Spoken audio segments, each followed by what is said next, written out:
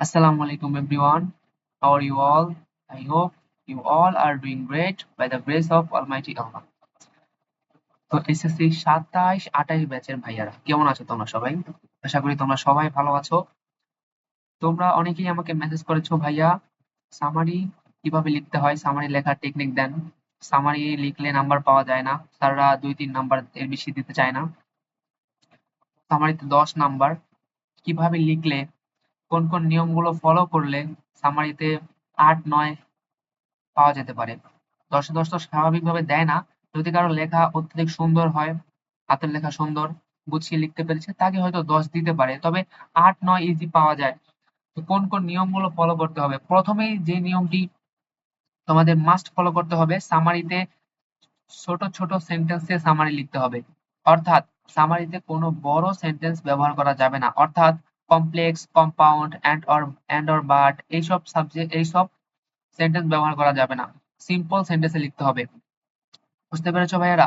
Summary সব সময় এক প্যারায় লিখতে হবে। আমরা প্যারাগ্রাফ যেমন এক পারায় লিখি, তেমন এক পারায় লিখতে হবে। কোনো প্রকার গ্যাপ দেওয়া যাবে না। প্যারাগ্রাফের মতো এক পারায় লিখতে হবে।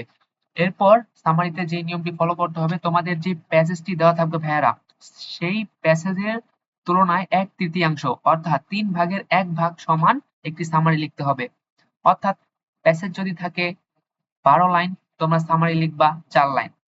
প্যাসেজ যদি তার বেশি থাকে, তোমরা 4-5 লাইন, 6 লাইন, সর্বোচ্চ 6 লাইন তোমরা একটি সামারি শেষ করবা। এখানে বলে দেওয়া আছে 3 ভাগের 1 ভাগ সামারি লিখতে পারবা। সেন্টেন্স গুলো অবশ্যই অ্যাসার্টিভ হতে হবে। তোমরা অবশ্যই অ্যাসার্টিভ সেন্টেন্স চিনো। তোমরা চিনো কোনগুলো অ্যাসার্টিভ সেন্টেন্স, কোনগুলো ইন্টারগেটিভ, কোনগুলো ইম্পারেটিভ, এগুলো তোমরা চিনো।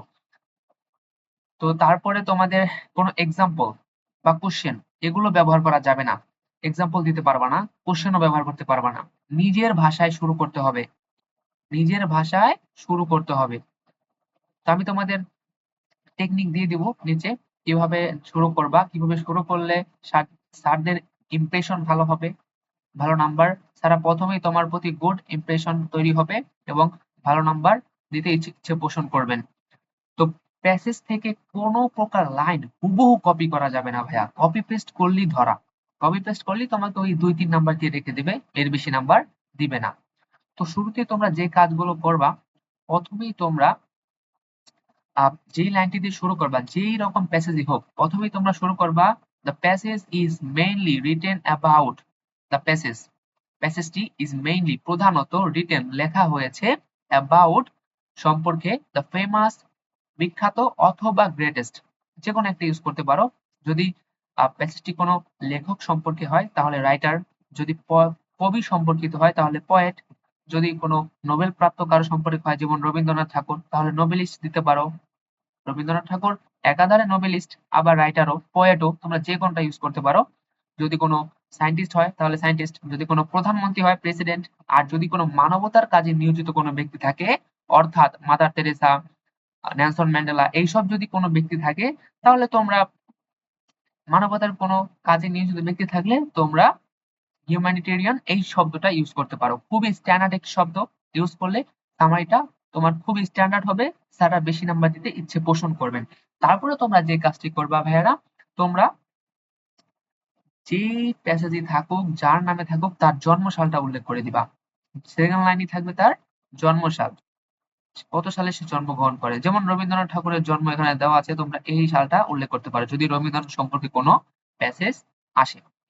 তারপরে তোমরা এই 2 লাইন লেখার পর প্যাসেজ থেকে সিম্পল সেন্টেন্সে গুরুত্বপূর্ণ 3 থেকে 4টি বাক্য এখানে দেওয়া আছে, এরকম তোমরা গুরুত্বপূর্ণ 4টি বাক্য তোমরা লিখে দিতে পারো। তারপরে যেই বাক্যটি দিয়ে অবশ্যই তোমরা প্যাসেজ শেষ করবা, সেটা হলো we here learned A lot of thing. আমরা এই প্যাসেজ থেকে অনেক কিছু শিখলাম। We here learned A lot of thing, আমরা অনেক কিছু শিখলাম বাই রিডিং দ্য প্যাসেজ, এই প্যাসেজটি পড়ে। এটা তোমরা লিখে দিতে পারো খুবই ছোট করে, সুন্দর করে। যদি এভাবে সামারিটা লিখতে পারো, তোমরা অবশ্যই 7 থেকে 9 এর মধ্যে 7, 8, 9 নাম্বার পেয়ে যাবা। আর 7, 8 নাম্বার কিন্তু খুবই স্ট্যান্ডার্ড। 10 এর মধ্যে 8 নাম্বার পাওয়াটা সামারিতে খুবই ভালো একটি মার্ক মনে করা হয়। তো তোমরা এভাবে ফলো করে লিখবা। তো এটাই ছিল সামারির গুরুত্বপূর্ণ নিয়ম।